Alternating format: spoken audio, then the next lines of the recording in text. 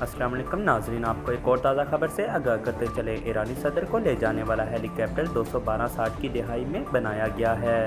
Tehran monitoring desk. Iran کے سرکاری media کے مطابق صدر ابراہیم رئیسی اور وزیر خارجہ کو لے جانے والا ہیلی کاپٹر بیل 212 تھا، تاہم یہ واضح نہیں ہے کہ ہیلی کاپٹر کتنا استعمال شدہ تھا، لیکن اس کے بارے میں یہ بھی بتایا جا رہا ہے کہ یہ 1960 یا 60 کی دہائی میں بنایا گیا تھا، جسے کینیڈین فوج کے لیے تیار کیا گیا تھا۔ یہ ہیلی کاپٹر امریکن کمپنی بے ہیلی کاپٹر نے بنائے تھے اور امریکی قانون نافذ کرنے والے اداروں اور تھائی لینڈ کی قومی پولیس سمیت سرکاری آپریٹرز کی جانب سے بڑے پیمانے پر اس کا استعمال کیا جاتا تھا۔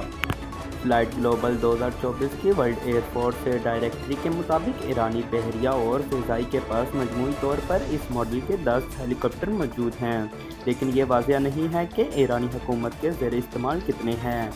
بیل 212 کو ہر طرح کے مقصد کے لیے استعمال کیا جا سکتا ہے، بشمول لوگوں اور سامان کو لانے اور لے جانے، اور جنگی حالات میں انہیں ہتھیاروں سے بھی لیس کیا جا سکتا ہے۔